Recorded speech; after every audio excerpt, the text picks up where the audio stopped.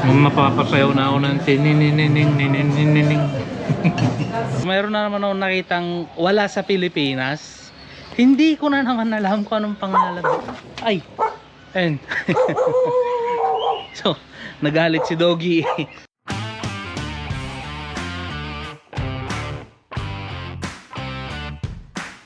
Good morning nga ba? Good morning. Habang nag-scroll ako sa internet, sa mapa ng Israel, ay meron ako nakita na kung saan malapit lang dito sa amin, at ang tawag nila ay petting zoo. Pang bata lang daw yun, hindi naman daw ako bata. So sabi ko, di ba mga animals pag zoo? Sabi nila yes. So sabi ko naman sa kanila, merong mga hayop sa Israel na wala sa Pilipinas, at yun ang gusto kong makita. Yun, so nakarating na kami dito ni Aba, pero sarado yung gate. So ito yung itsura niya. Ah, di ba? Oh, ang dami akong naririnig sa loob. Hi, good morning. It's already open? Yan? Wait. Yan, so open na raw. So kukunin ko lang muna si Aba. Yun, so nandito na ako. So maliit lang tong lugar na to, pero enjoy naman, di ba? So ito yung pampawala ng buryong. Yan. So merong mga manok dito. Yan. Yung mga katuka. Yan, kung nakikita nyo, oh, manok Israel. So medyo maingay dito. At dito yung mga, ano ba tawag dito? Parrot? Parrot ba tawag dito? O lovebird? Ito sila yung mga maliliit lang. So medyo masakit sa tenga. Ang mga meron dito. Oh, ito mga kambing. Yan, mga pampu. So yung mga manok, yun, mangingitlog na yun. Oh, di ba? So ganito lang sa Israel, kung ayaw mong maburyong talaga, kapag may makita kang mga ganito, pasyalan mo na. Lalo na kung malapit lang naman, tapos meron kang sasakyan. Ay, ito yung ano,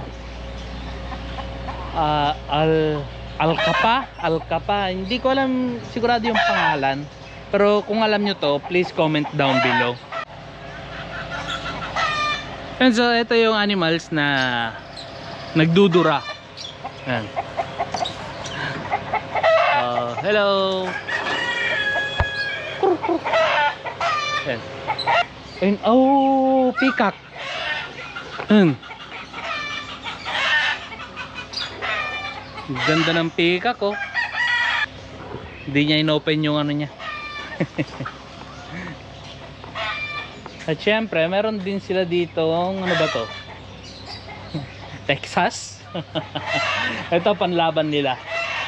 Panlaban nila dito sa Israel. Oh, di ba?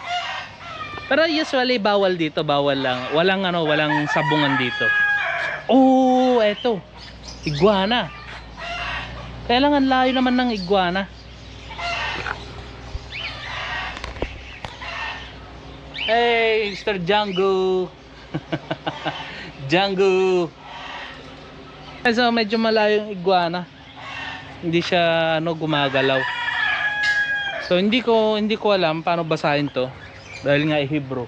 Next naman ay eto. Pero natutulog nandun sa loob. O parang fox siya. Fox ata to. Hindi nga lang makita. Grabe naman. Kuku. Come here. Ay, natutulog siya. So nakalagay dito, ito yung malaking mata, yung nakakapit lagi. Kaya lang hindi ko siya makita. Siguro, ayun, para silang mga monkey. Ayun, oh. Yan. So para silang mga unggoy. And syempre, hindi mawawala ang rabbit. Ano, daming rabbit, oh.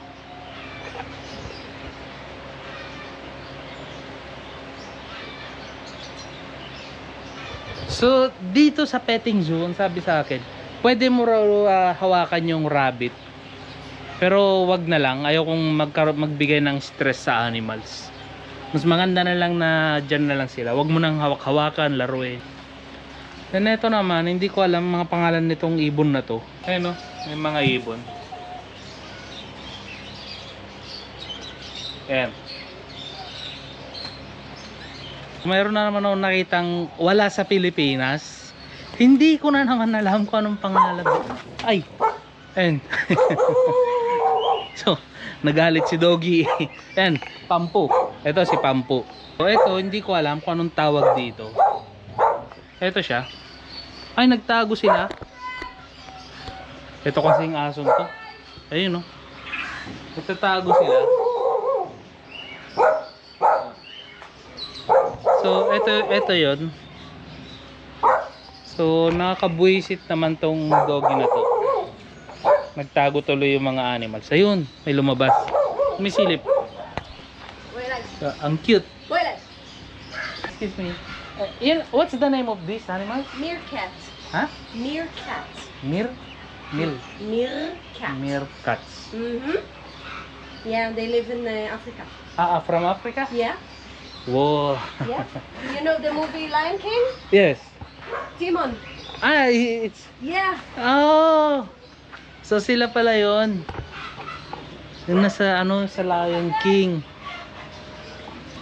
Natatakot sila. Ayaw nilang lumabas. Natatakot sila. Grabe. Ito kasing si Doggy. Tinakot niya lahat. So ito naman, meron silang palaka. Kaya lang, hindi ko alam kung nasaan yung palakang yun. Sigurado yun nasa labas or kaya nagtatago. Dito. Anong meron dito? Ano ba tawag dito? Pugo? Pugo ba? Yan. Pero mukhang hindi na sila maayos. Mukhang stress na stress sila. So lipat ako sa kabilang daanan. Dahil nga nakabantay na naman dun si Doggy. Ayaw ko maglakad dun. Mamasungit eh. Pag nasa Pilipinas ka lang, pampu ka sa akin. Ayun no. Ayun, nakita ko yung mga ang batag doon, peacock. Dun. Ang ganda ng peacock na to, yung kulay blue. Hindi ko alam kung lalaki siya o babae. So, ay grabe oh. Ang sarap naman nito. And so meron din silang mga pato rito. Ayun no, yung pato. Sarap ulamin yan, adobo. Tapos meron din lumalangoy na pagong. Oh, eto na. So, eto ang trivia. Eto, alam nyo ba na merong ibon na pinakamabilis tumakbo pero hindi lumilipad? Yan. Kung alam nyo yun, eto siya. Mr. Ostrich. Ostrich. Di ba? Mukhang galit si Ostrich sa akin Ang sabi niya, muog mo kong uulamin. At dun, may mga deer. Ayun si Bambi. Ayun sarap itapa yan. Si Bambi. Pero, teka lang. Mukhang galit talaga sa akin tong si Ostrich eh. Ayun. Dalawang ostrich.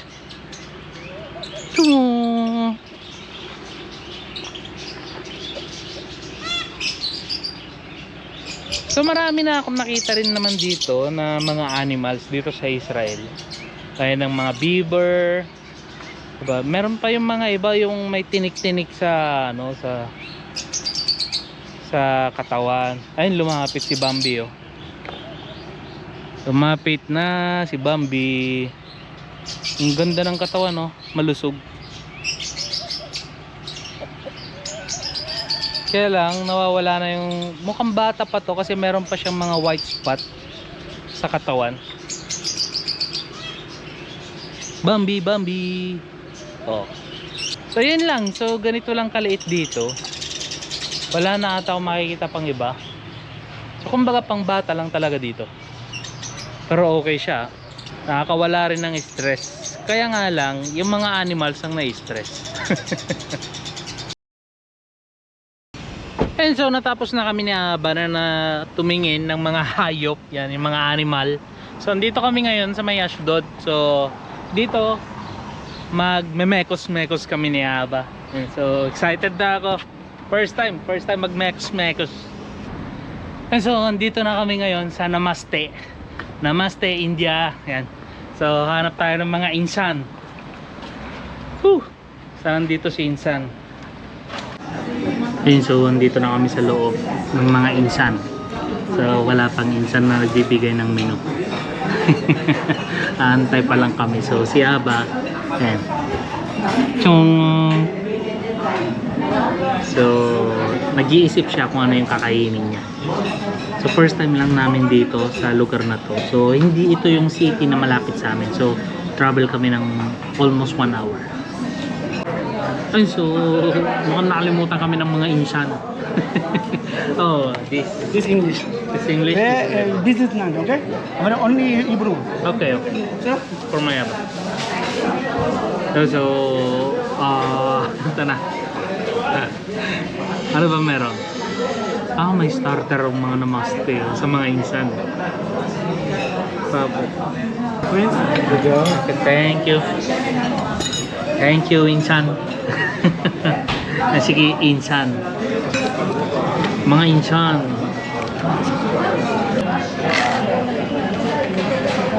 Ito na mga insan. Nandito na ang mga pang-mekos. Yes, welcome to India. Sumorder si Aba ng Bajaj. Ano ba to? Motor.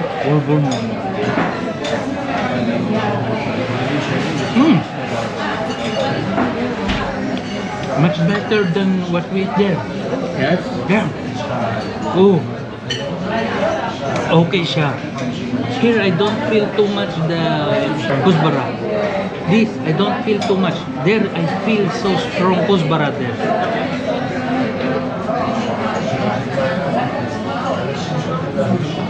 So paubos na niya ba yung pagkain niya, pero yung sa akin wala pa. Siguro minimekos pa minsan. biryani. Chicken biryani. Thank you. You know. Dumating na rin chicken biryani ko. Binekos ni Insan. So thank you, Insan. Mukhang masarap siya ni Insan. You know. Chicken inside? No, chicken here. The bowl outside. Yeah, they put the chicken inside. They cook it.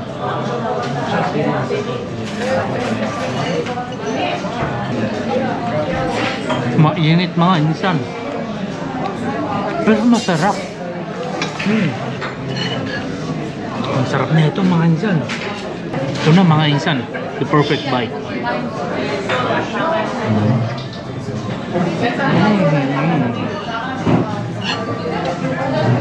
Mapapasayaw na ako ng tininining.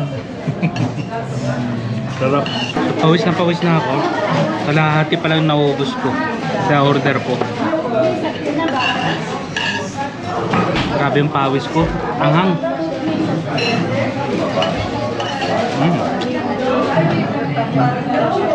Hindi siya yung sobrang anghang. Kumbaga, sakto lang. Pero mainit mga Insan. Pawis na ako. Ayun, so natapos na kaming kumain ngayon ni Aba ng mga minekos ni Insan. So dito ko na tinatapos tong video na to. Goodbye Aba! Goodbye, insan. Goodbye Insan!